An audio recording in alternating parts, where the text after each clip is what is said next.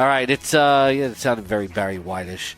Got the music coming in, and let's go to the guest line here on the Old School Fantasy Hour, and welcoming our friend Reginald James of the Commish Show. Commish Show, Reg, how are you? Hey, I'm good. What's up, Scotty Love and George? How you doing? What's going on there, Reginald? You sexifying. Hey, man. Reginald, tell us where can people see the Commish Show? They can go to rabble.tv, and every Friday I do the show live, and whatever happens, happens. All right. It's a good time. It all started because over the years I just came across so many people. First, let me just say thank you, Scott, for bringing me on the show. I really appreciate it, and seriously, Sure. It's an honor. Just want to let you know. Well, thanks. But yeah, I just come across so many people who they just hate being the commissioner of their league. They complain about it all the time, and then you run into people who hate their commissioners. And when folks start their own league, they excuse me, they usually do it with the best of intentions, right? They love football, and then like fantasy football is an extension of that. And so they just want to share it with their family and friends. And I think they should have the opportunity to enjoy, the game. All right, so you say a commissioner should wear two hats. What do you mean by that? That they should, maybe wear a fitted and an adjustable, or what? I don't know what you mean by that. What I like to say is, okay, so if you're the commissioner, Mr. What do we call the guy from Monopoly? Mr. Penny, Mr. Rich Uncle Pennybags. That's your commissioner hat, bright and shiny. You do your business. You collect your fees. You send the letter to everyone. You set up the draft. You do all the official business. And you fast forward to after the draft. The draft is done. Now you should be able to just enjoy yourself. You should be able to enjoy yourself and have fun. And a lot of people, they can't do that. You need to be able to enjoy yourself. You don't have to look for things to do. Trouble will find you. It's going to find you if it's inclined to, right? So if you're called to duty as a commissioner, that's fine. But otherwise, you should just be a player. Have the opportunity to enjoy the game. Now, there are those who they want to be in control, right? I mean, they're the commissioner after all, so they have to do something. And those are the commissioners those are the guys that are going to cause trouble. I like to tell them, if you want to control something, go volunteer at a soup kitchen and organize shifts to help people, or go learn how to referee youth soccer. But wear those two hats. Learn how to divide your time doing official business and the time to be a player. And don't overreach and be meddlesome in other people's business when you really don't have to. Actually, pretty solid advice there, Reginald. Yeah, I've been the commissioner of my home. And you're also a referee, George. Yeah, I got that. I'd say I referee just like I would want any other referee to ref. Don't call anything unless you have to, and don't be a part of the game. I just want to fit into the background and watch, actually, more than anything. As a commissioner, I've been commissioner of my home league for 30 years, so everybody knows the rules, same players, so rarely do we have any problems. But what are the most common questions from commissioners? What's the most common question that you receive in your leagues? Oh, see, that's perfect. You're one of the old school guys. I'm one of the old school guys, too. You got 10 more years on me. I've been doing it for over 20 years, and I've been playing just as long. But when you start out a league, what do you want? You want to be doing it for 20 years, right? You want to be doing it for 30 years. So when you start that league, you got to set the bar high, right? So one of the most common questions that comes through is usually from commissioners they're overreaching, and they just kind of want me to green light their overreaching. Say, yeah, you overturning a trade even though it wasn't collusion, yeah, good for you. No, it doesn't work that way. And then on the flip side, it's the people in the league who are complaining about those commissioners. That's the most common thing, the commissioners trying to figure out or validate what they're doing, and it usually involves trades. That's the big one. That's the big one. And another one is the commissioner who gets caught up making a change in the middle of the season, and you don't do that. and they want to validate why they're doing that. That's another one. So let me ask you this. Are you a fan of the veto or not? Because I feel like, especially when you're when you have experienced players, it's like I've been a commissioner of the league since 2005. When it started, we had, a few new players, so I had to I never had the veto because – a lot of times people veto for the wrong reason just because they don't want to see the team in the standings get ahead of them or get better. I started out with trade approval because I felt like I wanted to protect the newer players. But after 3 years, I stopped holding hands because ultimately I believe there should be no vetoes and commissioners should learn their own lessons, and collusion is very rare. How do you feel about vetoes? That's the planet I live on, too. And when I first started my league, we had voter player approval as well. And then we outgrew it. You evolve. And commissioners oversee trades. That's it. And if you don't trust your commissioner, then you need to find a way to get rid of him and start over. And, yeah, I don't think that players should be involved in overseeing or vetoing trades because it comes down to their own personal interest. And one of the problems or the common questions I get going back to commissioners is that they want to validate their overreaching, and they will actually overturn trades that they wouldn't personally do themselves. There's no collusion, and they admit that. There's no collusion, but they'll say, hey, I just wouldn't do that trade. I don't think Stephon Diggs is that valuable, and I don't know why this guy did it, so I overturned the trade. And, that's a big issue. So, yeah, I'm totally with you. The commissioner oversees the trades. If it's not collusion, you let it go and let people learn their lessons, let people evolve, and let people compete.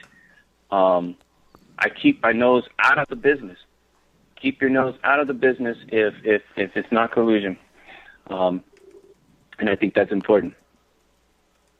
I couldn't agree more. And Scott knows I'm 100% behind him in what he said. I'm not dealing with trades unless people are colluding. Other than that, the owners have to be able to make their own mistakes. That's how they'll get better in the first place. So I don't think I've never vetoed a trade as a commissioner. I've never vetoed one as a player either in a league where you can veto.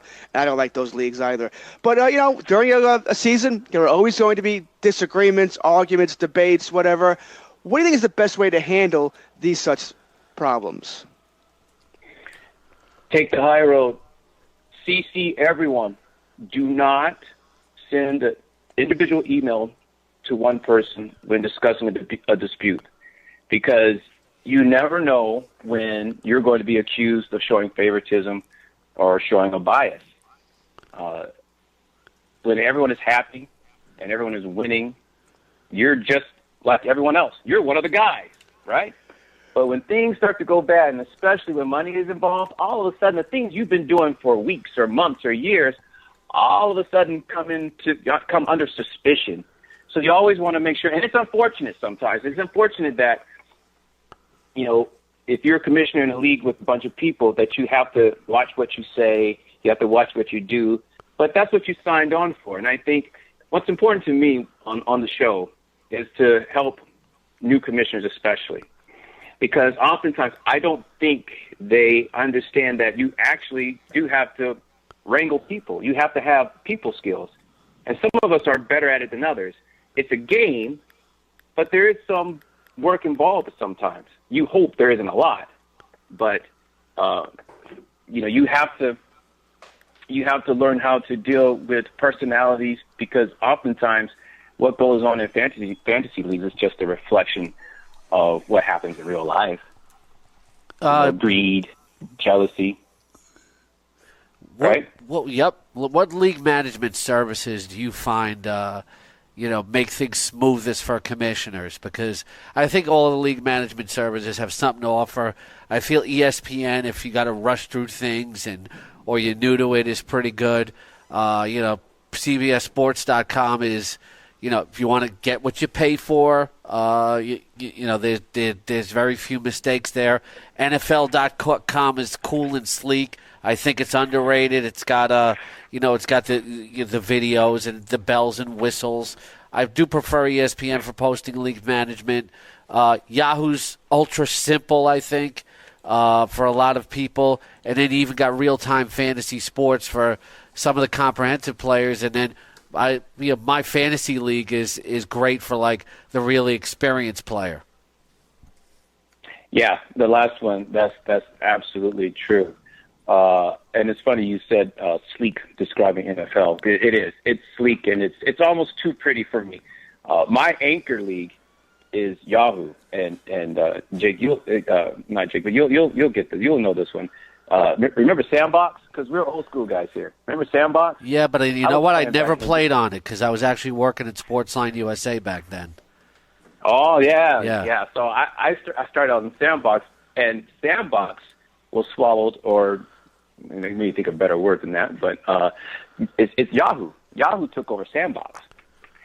So I've been on Yahoo since the beginning, and they have evolved along with the game. They have evolved along with technology, and it is very simple. There are some things they still need to work on with as far as being able to customize some types of scoring. But yeah, my fantasy league, if you want to go out into the wild, wild west, I would recommend that. That allows you, they allow you to do, whatever you want. And I always try and play in another league every year. I used to do the 5, 6, 7, 8 league thing, but I just burnt out. I burnt out. I became schizophrenic, and football wasn't fun anymore. Because first and foremost, I love the NFL. So fantasy doesn't really have to exist for me. Fantasy makes it better, but but if you're playing in 5 or 10 leagues, just from my experience, and you're rooting, you start rooting against yourself, and you start rooting for one player, but they're on another team in another league, and that player is playing against you.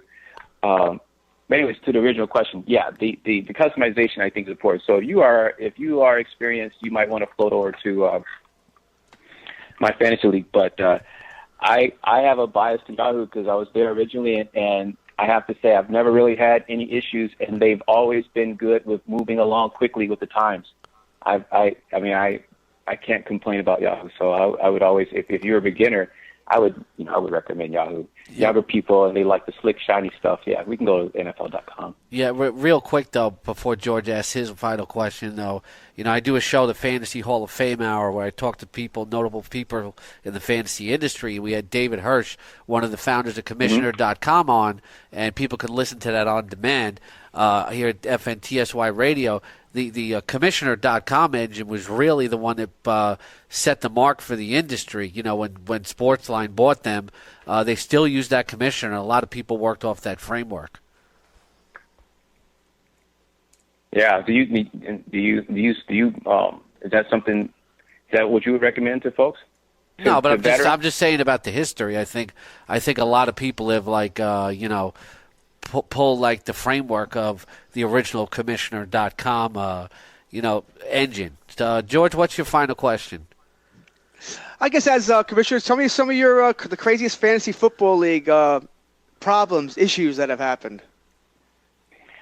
Well, there was one where this commissioner had two guys. They started beefing. There's oftentimes there's smack talk, going on the message boards, that sort of thing. And it started off innocently enough, like most leagues, and then it started to escalate, where people start threatening each other and saying, "I'll meet you in the parking lot at 10 o'clock," and it almost came to a situation where they have a UFC 205 going on, and so he actually killed the message board, just wiped it off, and discontinued it, and a lot of people were upset. That's one that comes to mind. Another one is this. This is one that I've come across. It wasn't anything that I personally experienced. And you might actually know the story. The commissioner was Alex, and he was the guy who had two people. They colluded, and he was going to overturn the trade. And then the two guys threatened to leave the league, and then people start showing up at his job and threatening him. I mean, money will taint a lot lot of things, and fantasy doesn't escape that. All right, Reginald James of the Commish Show on Rabble.tv. Reginald, thanks for coming on today. Check him out at commishshow.com on Twitter. We appreciate your time. Hey, thank you so much, guys. I appreciate it. All right. Coming up next, a guy who's a real rabble rouser, probably belongs on Rabble TV himself, Cha-Cha.